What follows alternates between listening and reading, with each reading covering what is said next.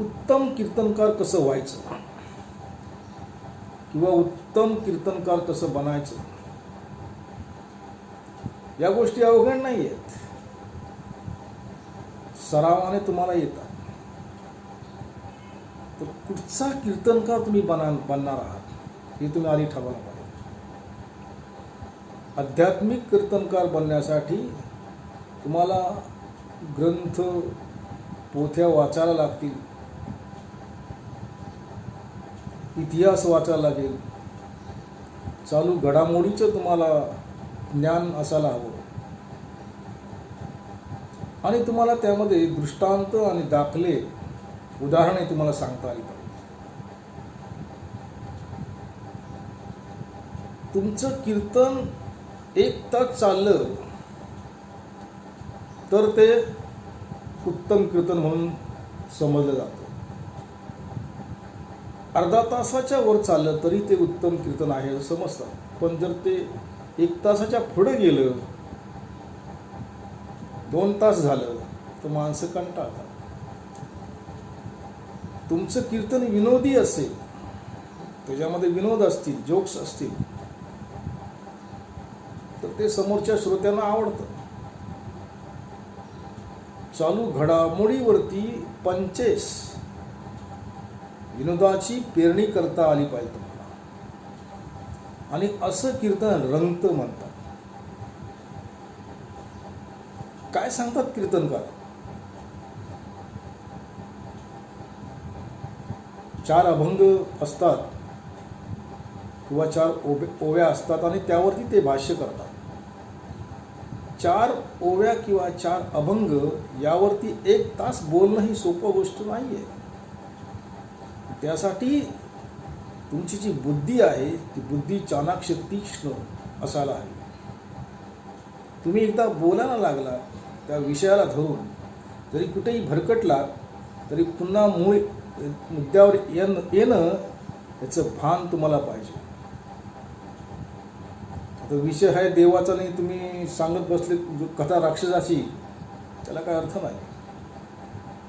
संसाराच्या गोष्टी सांगणं, संसारामध्ये प्रपंचामध्ये तुम्ही कुठं चुकत असाल, त्या मार्गावरून तुम्हाला भक्ती मार्गाच्या आधारे, अध्यात्माच्या आधारे मूळ ठिकाणी म्हणजे परमेश्वराच्या पायाशी आणणं हेच कीर्तनाचं मूळ आहे. सामाजिक कीर्तन असतात. गाडगे महाराज होते, ते सामाजिक कीर्तन करायचे. जे वर्तमानमध्ये चालू आहे आणि ज्या अंधश्रद्धा पाळल्या जातात, ज्या प्रथा पाळल्या जातात, त्याच्या विरुद्ध बोलणं, यासाठी तुम्हाला खूप धैर्य पाहिजे. कीर्तन करायचं म्हणजे तुमच्याकडे सहनशीलता आणि संयम पाहिजे. आणि अशी तुम्ही जर 100 कीर्तने केलीत तर तुम्ही एक उत्तम कीर्तनकार म्हणून बनण्याच्या मार्गावर आहेत असं तुम्हाला समजून येईल. विषय कोणताही घ्या, निसर्गाचा घ्या, झाडांचा घ्या, पाण्याचा घ्या, सामाजिक घ्या, धार्मिक घ्या, कोणताही विषय घ्या. कीर्तन सांगताना ते समोरच्या माणसांना भिडतं कसं काय, तर ते खणखणीत पाहिजे. तुमचा आवाज, तुमचे उच्चार खणखणीत आणि शुद्ध असतील तर ते समोरच्या व्यक्तीच्या मनाला भिडून पुन्हा त्यात माघारी फिरतात. त्याला मागोव म्हणतात, फीडबॅक. समोरचा श्रोता जेव्हा हसतो किंवा एखाद्या विषयावर मान डोलावतो किंवा बरोबर आहे असं म्हणतो मनातल्या मनात, तेव्हा तो फीडबॅक तुम्हाला मिळतो. मागोवा ज्याला म्हणतो आपण. तुम्ही जे बोलता आहात ते समोरच्याला पटतंय ही त्याची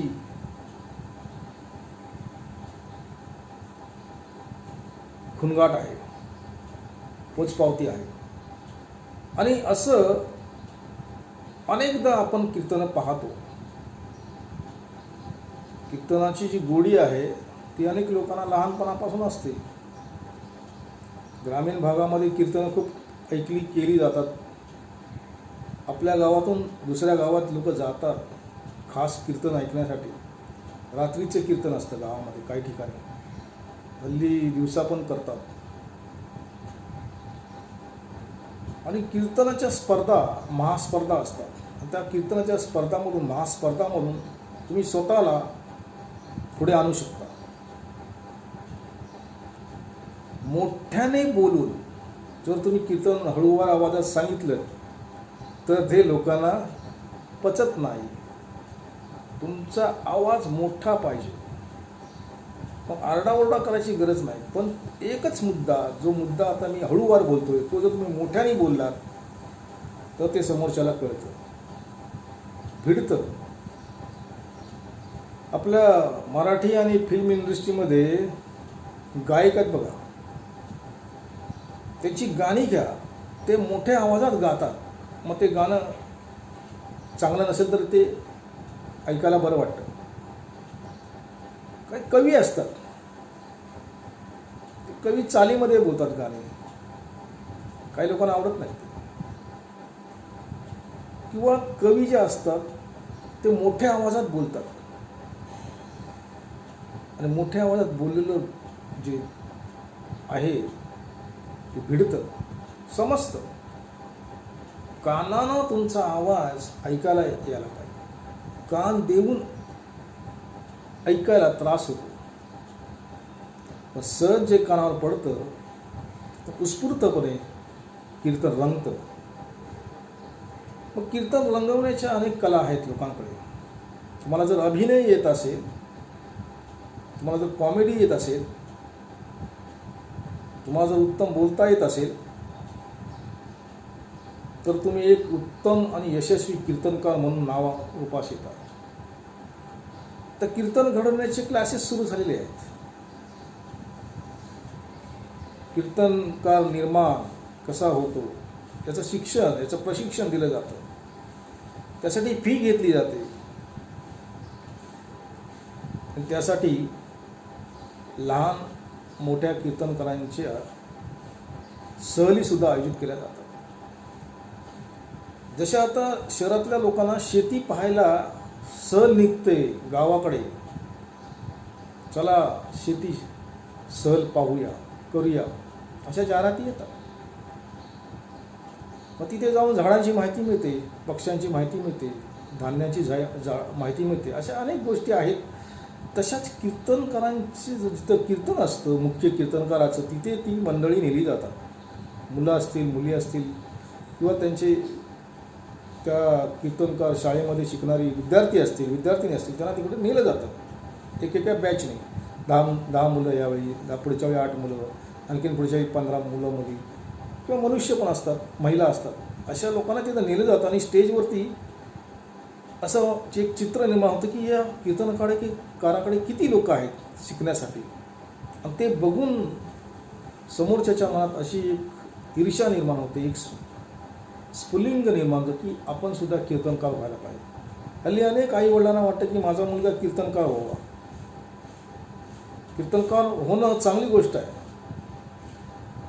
कीर्तनामधून उदरनिर्वाह चालवणं ही गोष्ट हल्ली खूपच मोठ्या प्रमाणात होत आहे.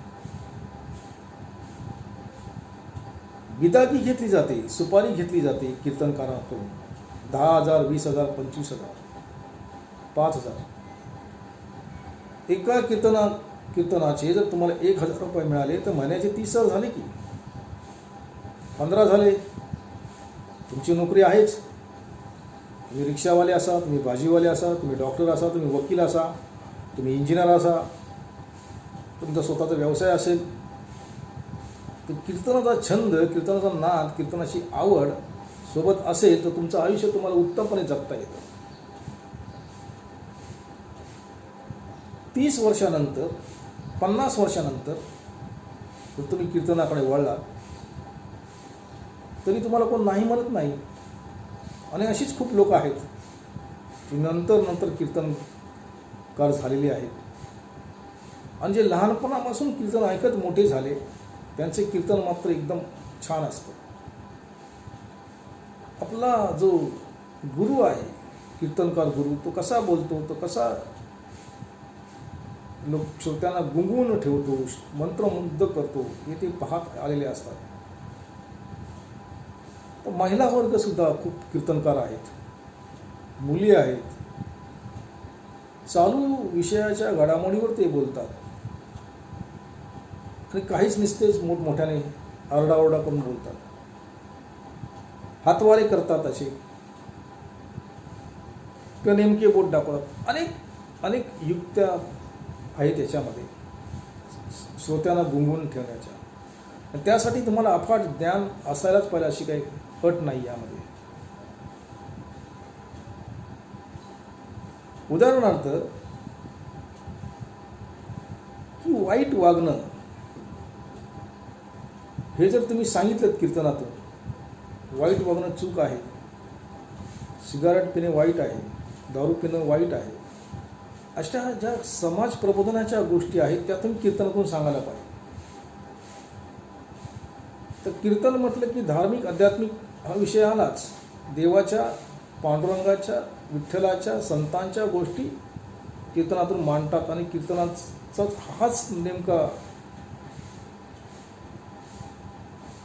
महत्त्व आहे नेमकं, की यातून संतांचं महत्त्व जगाला कळावं. अनेक संतांनी ज्या कथा, कविता, अभंग, ग्रंथ, ओव्या लिहिल्या आहेत, दोहे लिहिले आहेत. कबीर महाराजांनी, ज्ञानेश्वर आहेत, तुकाराम आहेत, एकनाथ आहेत, नामदेव आहेत, संत जनाबाई आहे, मीरा आहे, किंवा आधुनिक संत आहेत, गाडगे महाराज सारखे.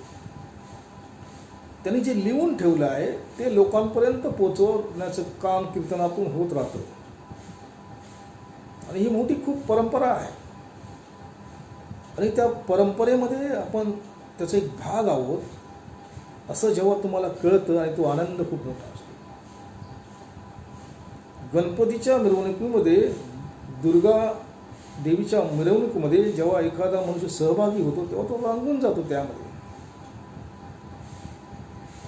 आनंदाचं उधाण येतं. तसं उधाण या कीर्तन क्षेत्रामध्ये आहे.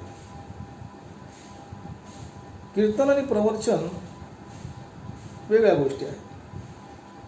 कीर्तनामध्ये जो उत्साह असतो प्रचंड असतो,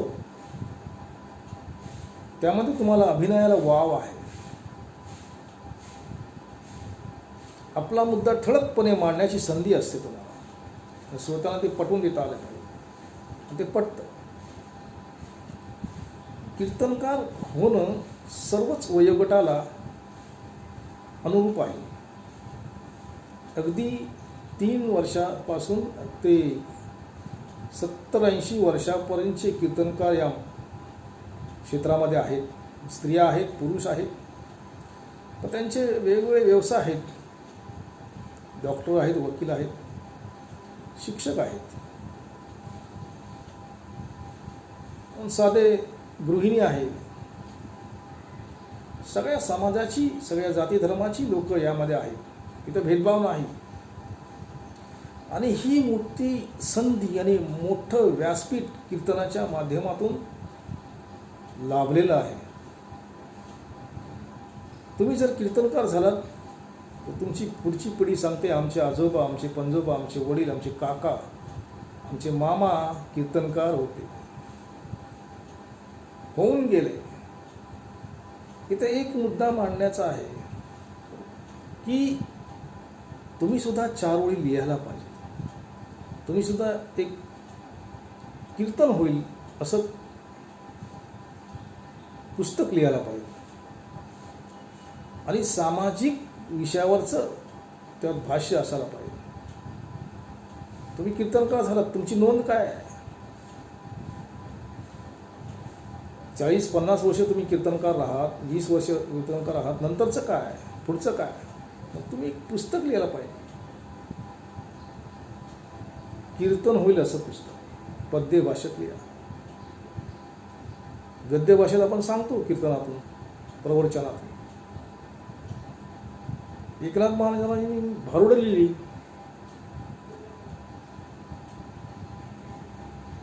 ज्ञानेश्वरांनी ज्ञानेश्वरी लिहिली,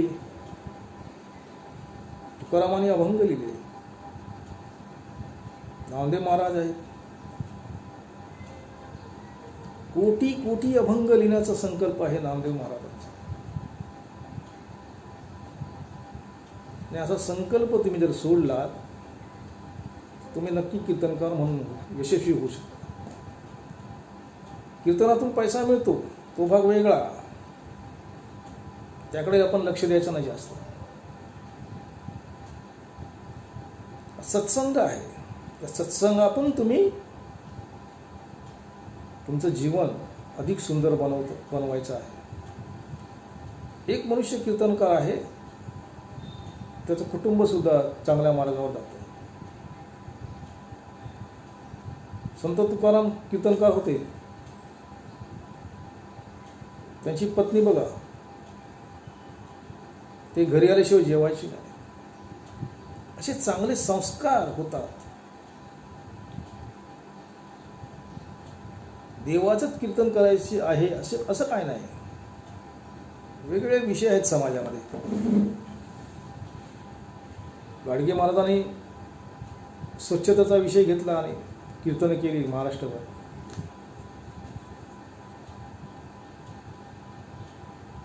तुकडोजी महाराज आहेत, त्यांनी ग्रामगीता लिहिली. गावाचा विकास, गावाचं संवर्धन, संरक्षण, रक्षण, प्रगती यावरती पुस्तक लिहिलं. अशा शाश्वत गोष्टी तुम्ही करायला पाहिजे. मी नट आहे, मी डान्सर आहे, मी वकील आहे, ठीक आहे ना, पण या पृथ्वीवरती तुम्ही आलात त्याची नोंद तुम्ही पुस्तक लिहून, 4 ओळी लिहून किंवा कीर्तनकार बनवून तुम्ही करायला पाहिजे. तर कीर्तनकारांची नोंद घेतली जाते. देशात नाही, राज्यात नाही, शहरात नाही, पण गावात तुमची नोंद अवश्य होणार. पिढ्यानपिढ्या ती लोक विसरत नाहीत. अमुक घरातला माणूस कीर्तनकार होऊन गेला. कदाचित तुमच्या नावाचं मंदिर तिथं उभं केलं जाईल, तुमच्या वारसांकडून. आणि हे होण्यासाठी फक्त 5 वर्ष तुम्हाला मेहनत घ्यावी लागेल. फक्त 3 वर्ष तुम्हाला मेहनत घ्यावी लागेल. कमीत कमी 1 वर्ष तुम्हाला मेहनत घ्यावी लागेल. तर तुम्ही कीर्तनकारांच्या रांगेत जाऊन बसू शकता. तुमची बोली जी आहे ती जरी अशुद्ध असली तरी त्यातला जो अर्थ आहे तो श्रोत्यांना कळला पाहिजे. अशुद्ध भाषेत कीर्तन सांगितलं जातं काही अनेक ग्रामीण ठिकाणी, पण तिथल्या लोकांना ते कळतं, कारण ती त्यांची जी बोलीभाषा असते. शहरामधली माणसं एकदम शुद्ध मराठी बोलतात, शुद्ध भाषा बोलतात, शुद्ध हिंदी बोलतात, शुद्ध इंग्रजी बोलतात. इंग्रजीमधून सुद्धा कीर्तन केलं जातं. खरं वाटत नाही, केलं जातं. प्रवचन दिलं जातं इंग्रजीमध्ये. आणि कीर्तनाला भाषा, प्रांत, धर्म याचं बंधन नाही आहे. वेगवेगळ्या प्रकारात कीर्तन सर्व जगात केलं जातं.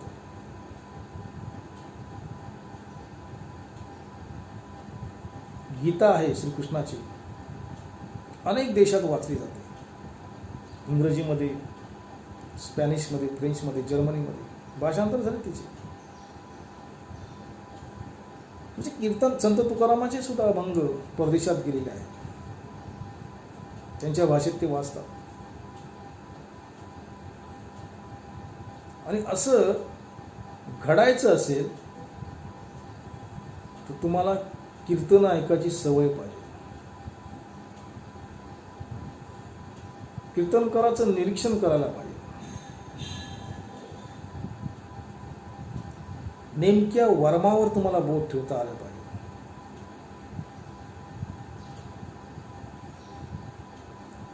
आणि जे शौर्य आहे, जो पराक्रम आहे, तो सुद्धा कीर्तनातून तुम्हाला सांगता येतो. शिवाजी महाराज आहेत, श्रीकृष्ण आहेत, संत तुकाराम आहेत, विठ्ठल आहे, गणपती आहे. यांचा पराक्रम, यांची गाथा तुम्हाला कीर्तनातून लोकांना सांगता येते. म्हणजे काय आहे? हेच तर कीर्तन आहे. त्यांच्या गोष्टी सांगायच्या तुम्हाला.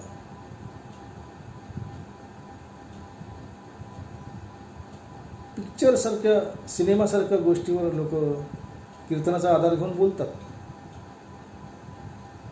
सासू सुनेच्या संबंधावर बोलतात, नवरा बायकोच्या गोष्टीवर बोलतात, नातेवाईकाच्या गोष्टी सांगतात. कीर्तनातून प्रबोधन केलं जातं. बोध, प्रबोधन, बोध, तुम्हाला बोध दिला जातो, तुम्हाला शिकवलं जातं की बाबांनो हे चूक आहे, हे असं आहे, हे चांगलं आहे, ते करा. आणि म्हणून लोक कीर्तनाला जातात.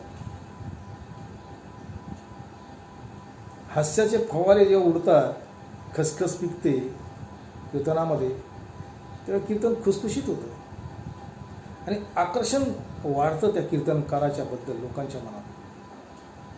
अरे अमुक माणसाचं कीर्तन आहे, चला चला. खूप लांबून लोक येतात, 100 किलोमीटरचा प्रवास करून सुद्धा लोक येतात. ही कीर्तनाची ताकद आहे.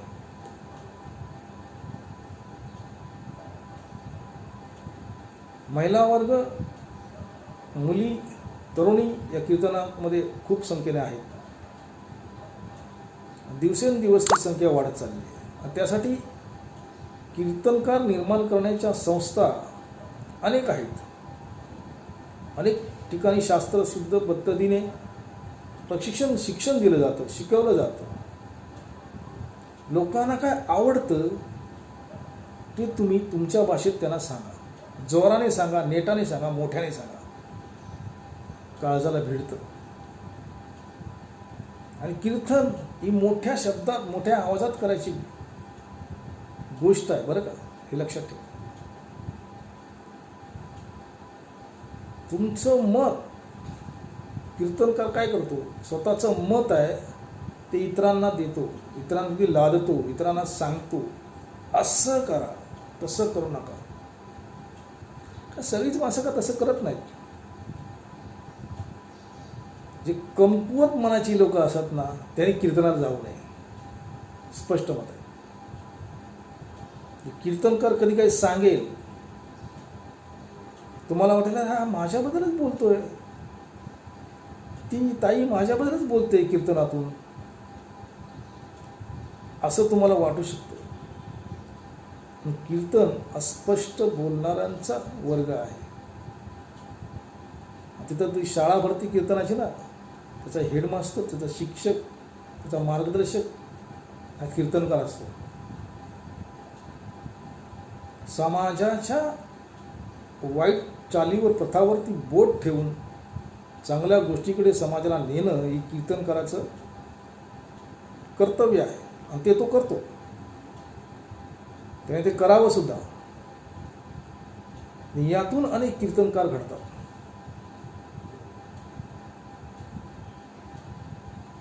हिंदी भाषेत करतात कीर्तन, आहेत, प्रथा आहेत तिकडे.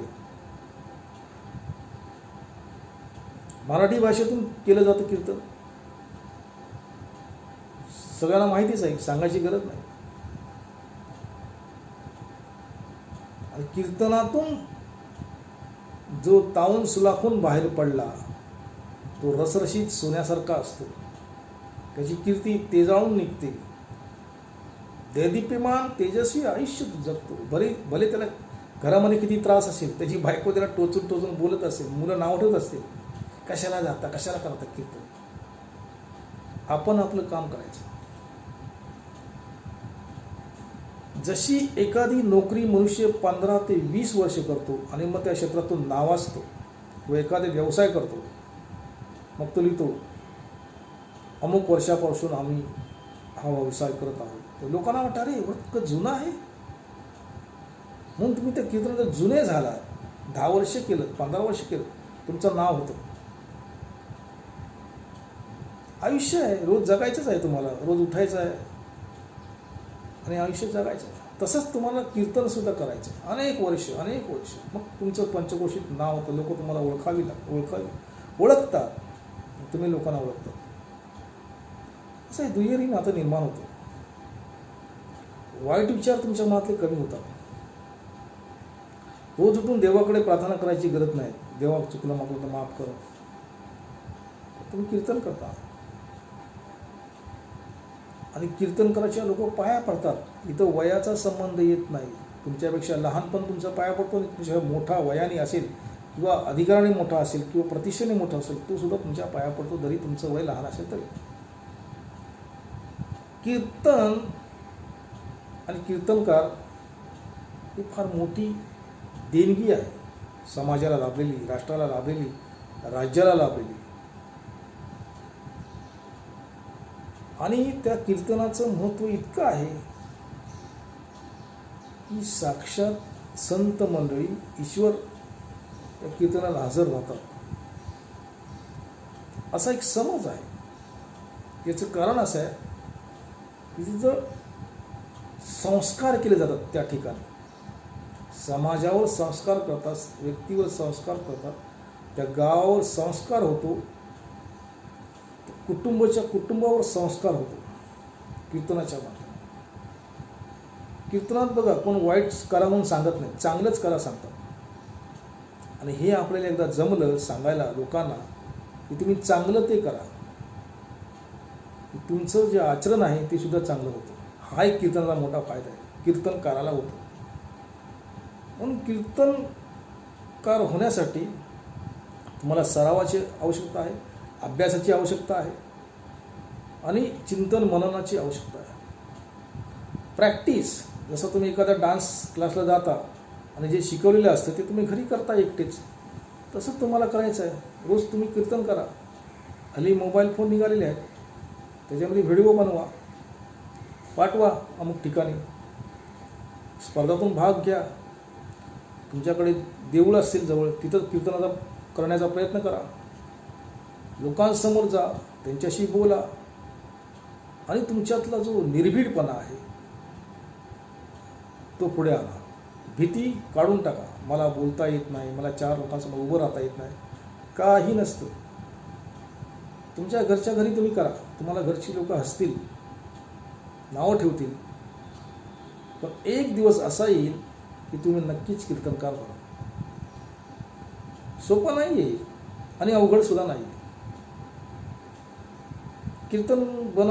कीर्तनकार निर्माण करण्याचे क्लासेस आहेत, त्याला जॉईन व्हा, तिथे ॲडमिशन घ्या. आपल्याच वयाच्या मुलामुलींमध्ये कीर्तन करताना काही अडचण आली तर लोक सांभाळून घेतात.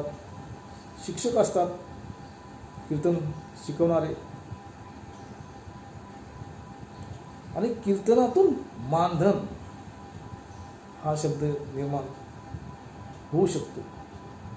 तुम्हाला मान पण मिळतो आणि धन सुद्धा मिळतं. मानधन. आणि जर तुम्ही यशस्वी कीर्तनकार झालात तर समाजोपयोगी कार्यक्रम तुम्ही करायला पाहिजे. अनाथाश्रम चालवा, एखादी शाळा चालवा, गरीब असतील त्यांना मदत करा. नुसतं आपलंच पोट भरण्याचे धंदे करू नका. कीर्तनकाराची ती ओळख नाही आहे. कीर्तनकार उदार असतो. संत तुकारामांनी काय केलं, स्वतःचं दुकान लोकांना लुटून दिलं. घ्या घ्या घ्या घ्या. तुमच्याकडे दानशूरपणा असायला पाहिजे, आणि तो येतो. अनेक कीर्तनकार होऊन गेले जे दानशूर होते. त्याची दानत तुमच्याकडे निर्माण होते. तुमची वाणी, शब्द, उच्चार बाहेर टाकते, ते दान करते. त्याला शब्ददान असा शब्द आहे. म्हणजे अक्षर आहे, या अक्षरांचा म्हणून शब्द तयार होतो आणि तुमची बुद्धी आहे ती सिद्धीमध्ये बनते, बदल घडतो. तुम्ही नक्कीच कीर्तनकार व्हा. नाव कळव, नाव मिळवा, नावलौकिक मिळवा. देशाचं, राज्याचं, गावाचं, शहराचं, स्वतःचं, कुटुंबाचं, जगाचं भलं करा.